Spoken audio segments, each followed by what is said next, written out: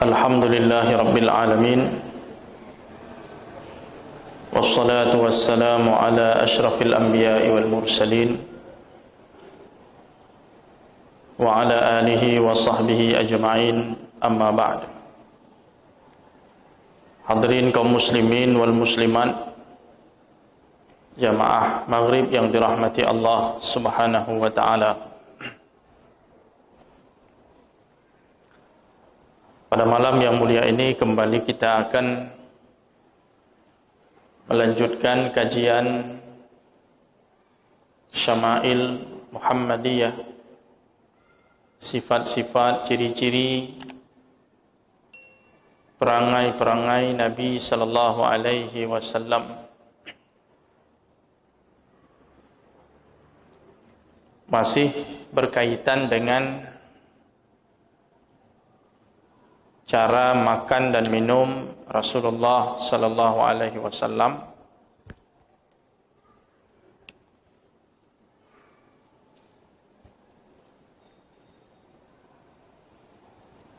Diriwayatkan dari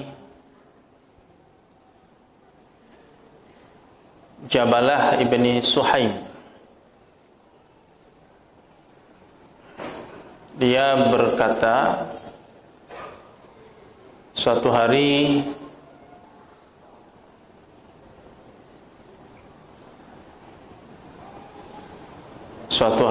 kami ditimpa paceklik pada zaman Abdullah bin Zubair. Kemudian kami mendapat rezeki dari Allah berupa kurma. Pada waktu itu Abdullah bin Umar lewat di tempat kami waktu itu sedang makan. Abdullah bin Umar ni sahabat Nabi, Abdullah bin Zubair juga sahabat Rasulullah sallallahu alaihi wasallam. Kemudian Abdullah bin Umar berpesan, la tuqarinu, fa inna an-nabiyya sallallahu alaihi wasallam naha 'anil iqran. Summa yaqul illa an yasta'dhina ar-rajulu akhahu. Maksud la tuqarinu di sini, janganlah kamu mengambil kurma itu masing-masing mengambil dua kurma atau 3 kurma. Satu orang mengambil lebih dari 1 kurma. Karena makanan yang seperti kurma itu biasanya normalnya itu kita makan satu-satu. Satu orang ambil 1, nanti ambil lagi 1. Jangan sekali ambil dua-dua. Karena Nabi Shallallahu Alaihi Wasallam melarang melakukan itu, melakukan iqran tadi, mengambil butiran kurma tadi dua-dua. Selanjutnya Abdullah bin Umar mengatakan, illa an yasta'dhina ar-rajul akhah, kecuali seseorang meminta izin kepada saudaranya, kepada orang yang makan bersamanya. Ini supaya terjadi pemerataan. Karena kalau tidak ada pemerataan, biasanya akan ada konflik, masalah. Walaupun kasusnya kurma, tapi bisa dikiaskan atau dianalogikan kepada makanan-makanan lain. Kalau pas musim rambutan gitu juga, sama-sama makan rambutan, kalau bisa ambilnya satu-satu, jangan satu orang ambil 1 genggam gitu ya. Kebetulan genggamnya besar sedikit, 1 genggam itu bisa 6 biji, 7 biji untuk dia sendiri ya. Jadi iqran ini bukan hanya tamar, bukan hanya kurma saja, tapi yang lain juga. Ini kalau nggak salah musim langsat, Pak ya. Kan langsat begitu juga.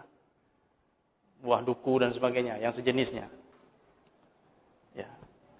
Tapi kalau nasi tidak, nasi nggak mungkin kita hitung ya. Nasi itu 1 suap itu berapa butir, Pak? Nah, ini sewajarnya lah. Ini adab dalam makan itu.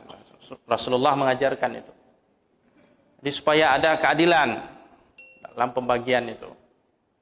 Termasuk juga ketika di sebuah piring besar atau talam itu ada nasi, ada ikan, ada daging. Ada orang kadang-kadang makan daging saja, dihabiskan daging saja. Akhirnya kawannya hanya kebagian nasi saja. Ini juga tidak adil ya. Ini juga menyalahi adab.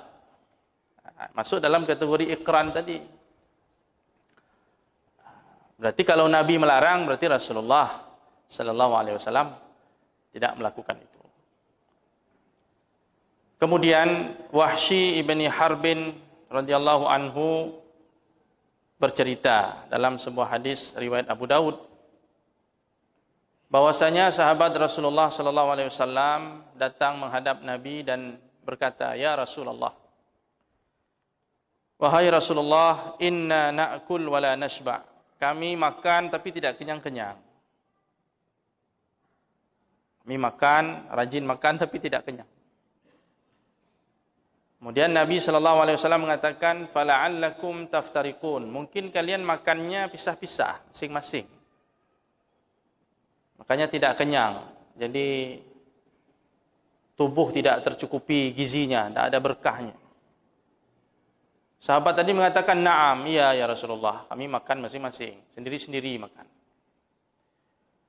Maka kemudian Nabi sallallahu alaihi wasallam bersabda, "Fajtami'u ala ta'amikum."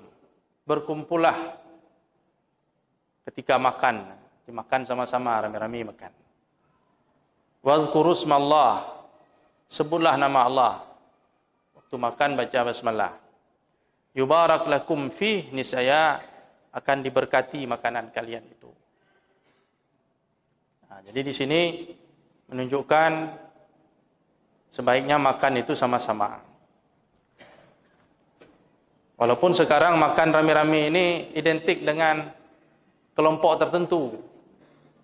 Ya. Kalau sudah makan rame-rame sudah dibilang kelompok inilah. Padahal Nabi makan seperti itu dengan para sahabat. Jadi itu bukan milik kelompok tertentu, ini punya umat Islam ini, semuanya. Cuma hanya sebagian saudara kita yang mengamalkan itu, kita tidak. Sehingga jadi nama, jadi label ya, kelompok fulan, kelompok pulin. Padahal ini Nabi sallallahu alaihi wasallam dengan sahabatnya begitu. Kemudian dari Ibnu Abbas radhiyallahu anhuma dalam riwayat Abu Daud dan Tirmizi,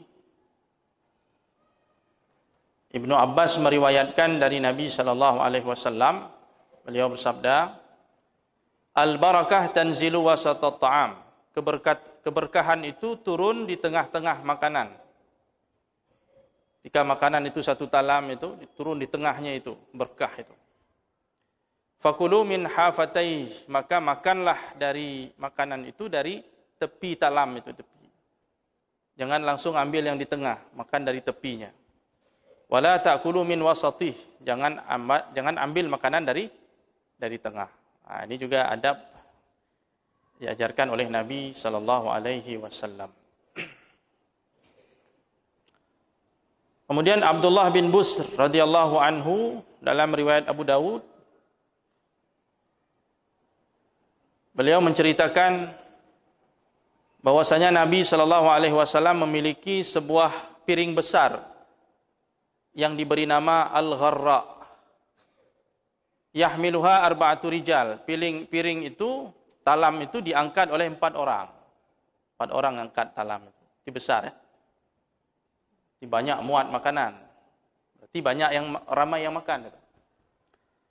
Diangkat oleh 4 orang, laki-laki. Ketika mereka sudah salat duha, piring itu, talam itu pun dibawa. Kemudian sudah disiapkan makanan di dalamnya, berbentuk tharid, makanan semacam roti gandum, kemudian disuir-suir rotinya itu, ditaburi di talam tersebut, kemudian biasanya ditaburi daging yang sudah dibuat sop itu. Itu makanan itu masih ada sampai sekarang. Kalau di Mesir disebut fattah. Itu biasanya makanan itu dihidangkan waktu akikah dan sebagainya itu. Kalau sekarang ada dicampur nasi juga sedikit, campur nasi digoreng dengan minyak, kemudian roti aish, roti Arab itu disuir-suir, ditaburi, kemudian disirami dengan kuah sop ya, rebusan daging, dan dagingnya juga sekalian di dalam itu. Kemudian ada salsah, ada semacam saus itu ditaburi di situ. Makan rame-rame di situ. Jadi sudah disiapkan makanan itu, sarid. Kemudian para sahabat mengelilingi piring tadi sama Nabi sallallahu alaihi wasallam. Nabi ikut bersama, tidak ada spesial, sama semua. Ketika orang semakin ramai, piring pun besar, orang pun makin ramai, akhirnya Nabi sallallahu alaihi wasallam duduknya bertumpu pada lutut. Nabi duduk seperti orang berlutut. Waktu kita bangun dari sujud kan ada dia. Waktu kita bangun dari sujud dalam posisi kita bertumpu pada lutut. Begitulah Nabi duduk waktu itu.